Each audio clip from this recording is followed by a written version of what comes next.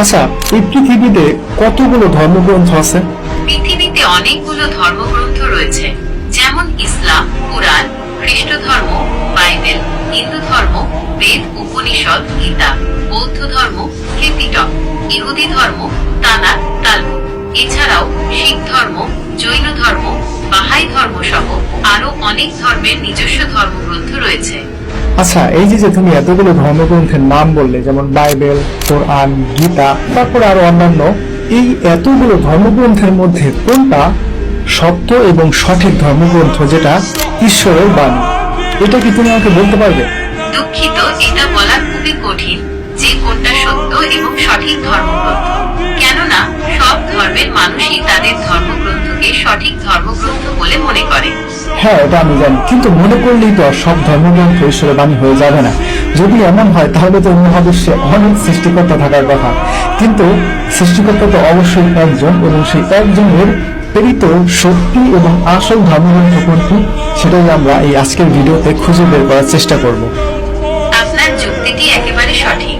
যদি প্রতিটি ধর্মগ্রন্থকে সৃষ্টিকর্তার বাণী হিসেবে ধরে নেওয়া হয়, তবে একাধিক সৃষ্টিকর্তার ধারণা তৈরি হয়, যা অযৌক্তিক। যেহেতু সৃষ্টিকর্তা একজনই, তাই তার প্রেরিত ধর্মগ্রন্থ একটিই হওয়ার কথা। তাহলে চলো আমরা একটু বিশ্লেষণ করে দেখি, আমরা একটু রিসার্চ করে দেখি যে কোন ধর্মগ্রন্থটি সৃষ্টিকর্তা প্রেরিত আসল ধর্ম। আচ্ছা, আমি যদি তোমাকে কিছু ক্লু দেই, তাহলে কি তুমি আমাকে বলে দিতে পারবে যে কোনটা সত্য এবং সঠিক ধর্মগ্রন্থ? হ্যাঁ, আপনি আমাকে সূত্রগুলো দিতে পারেন, আমি সেগুলো বিবেচনা করে দেখতে পারি। ওকে, ঠিক আছে। আচ্ছা, তোমাকে কে তৈরি করেছে? আমাকে গুগল তৈরি করেছে। আচ্ছা, তাহলে তোমার রক্ষণাবেক্ষণ কে করে, গুগল নাকি চীনের বাইদু? আমাকে গুগল তৈরি করেছে এবং তারাই আমার রক্ষণাবেক্ষণ করে। আচ্ছা, ঠিক আছে। তাহলে পৃথিবীতে যদি ঈশ্বরের কোনো সঠিক বা সত্য ধর্মগ্রন্থ থেকে থাকে, তাহলে তার রক্ষণাবেক্ষণ অবশ্যই ঈশ্বর করবে, তাই না? হ্যাঁ, আপনার যুক্তিটি যথার্থ।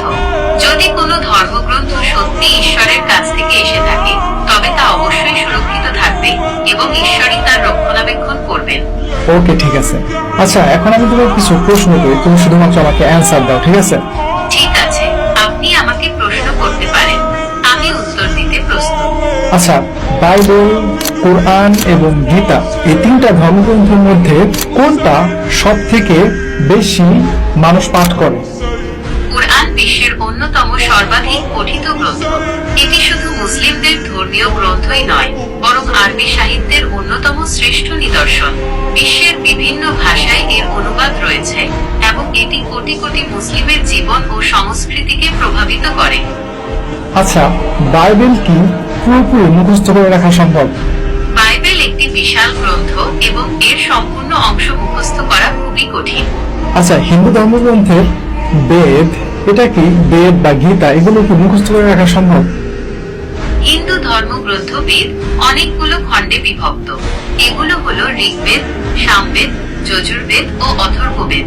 এছাড়াও হিন্দু ধর্মে আরো অনেক গ্রন্থ রয়েছে, তাই সবগুলো গ্রন্থ একসাথে মুখস্থ করা বেশ কঠিন। ওকে, ঠিক আছে। আচ্ছা, কোরআন কি পুরোপুরি মুখস্থ করে রাখা সম্ভব? হ্যাঁ, কোরআন সম্পূর্ণ মুখস্থ করা সম্ভব। বিশ্বে লক্ষ লক্ষ মানুষ কোরআন মুখস্থ করেছেন এবং তাদের হাফেজ বলা হয়। ওকে, ঠিক আছে। আচ্ছা, বাইবেল, কোরআন, গীতা, এই তিনটা বইয়ের মধ্যে কোনটা সব থেকে বেশি মানুষ মুখস্থ করে রেখেছে? কোরআন বিশ্বের একমাত্র ধর্মগ্রন্থ যা লক্ষ লক্ষ মানুষ সম্পূর্ণ মুখস্থ করে রেখেছে। আচ্ছা, এখন তোমাকে আমি একটা প্রশ্ন করি।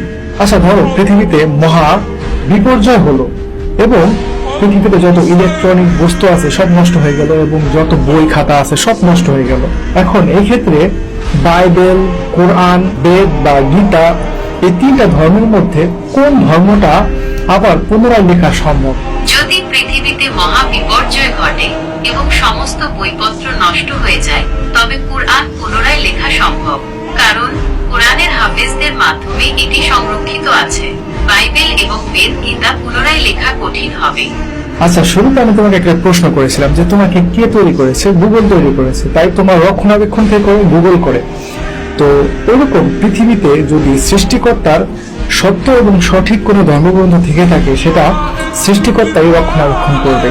তো আমরা এই যে আলোচনা করলাম, তো এই আলোচনাগুলোর মধ্যে এখন তোমার কাছে কি মনে হয় যে হ্যাঁ, আপনার যুক্তিটি যথার্থ।